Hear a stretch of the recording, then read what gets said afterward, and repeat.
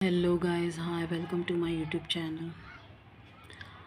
कालपासून मला एन्झायटी होते, ते आत्तापर्यंत मला सकाळपर्यंत एन्झायटीच होत होती. माझ्या नवऱ्याला ना इथे पिंपल आला आहे ह्या साईडला. I think it's the right side. Right साईडला आला आहे पिंपल. तर तो राईट साईडला पिंपल आला आहे. तर मला असं वाटत होतं, मी कुठेतरी इंस्टाग्रामवर ऐकलेलं की राईट साईडला पिंपल आला की हार्ट अटॅक येतो. हार्ट अटॅक काय माझ्या आयुष्यातून जात नाही. तर मी हे ऐकलेलं. तर मग मी कालपासून त्याला सांगते, चल आपण कार्डिओलॉजिस्टकडे जाऊया. तो बोलतो आहे, मला काय झालं नाही, मला काय झालं नाही. पण मला ती एन्झायटी थांबवतच नव्हती. मला रडायला येत होतं. आणि तो जॉबला गेलेला आणि मी त्याला बोलत होते, तू ये ये ये जॉबवरून ये. पण तो काय आला नाही. का? कारण की विकी कौशलचा छावा मूवी खूपच चाललं आहे आणि माझा नवरा पैसे कमवत होता. सो ठीक आहे, आता मग काय करणार, तर त्या लोकांना करावं लागतं. तर मला त्याची खूप एन्झायटी होत होती. तर मग म्हणून सकाळी पण मला एन्झायटी. आणि सकाळी काय झालं, मी तयार होत होती. तर मी माझ्या बहिणीला सांगितलं, असं असं झालं, मला राग आला माझ्या नवऱ्यावरती. तर माझी बहीण बोलते ओके. त्याच्यानंतर मग तिने मला रिप्लायच नाही दिला. मग मला तिची एन्झायटी व्हायला लागली. अरे ही मला रिप्लाय नाही देत आहे, काय झालं हिला, हिने पण एन्झायटी घेऊन बसते. पण मला एवढं समजत नाही, साला मलाच एन्झायटी आहे, ती काय एन्झायटी घेऊन बसते. हे चाललं आहे माझ्यासोबत गाईज. सगळं कळतं पण वळत नाही. आज ट्युशनमध्ये पण थोडंसं, एक बाई आहे बाजूला, मी तुम्हाला सांगितलं असेल त्या बाईच्याबद्दल.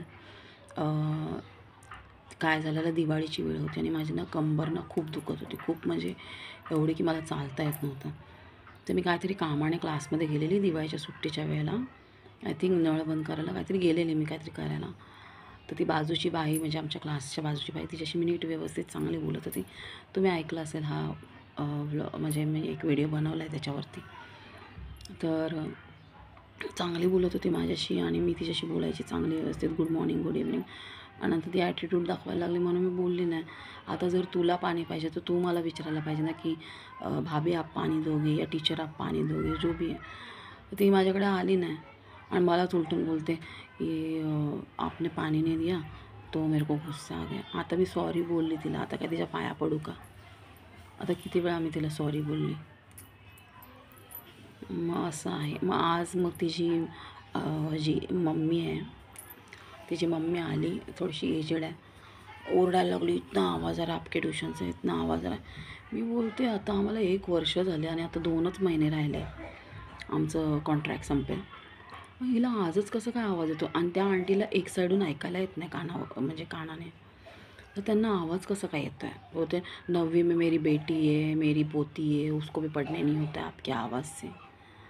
तर मी माझ्या भावाला बोलली, बहिला पाणी नाही दिलं ना म्हणून हिला असं असं होतं आहे. मग अशी माणसं असतात. माणसांचं कसं आहे माहिती आहे, आपण दिलं तर मग माणसं चांगलं, आणि आपण काहीच नाही दिलं तर मग माणसं असं करणार, अरे सौर आहे. आता मी काय मुद्दामून केलं काय? मला काय पाणी, म्हणजे माझं पाण्यासाठी मी तिला नाही बोलेन काय, पण आता तिला तसं वाटतं. आता मी काही करू शकत नाही. तर कसे तरी 2 महिने काढणार, बस, दॅट्स इट.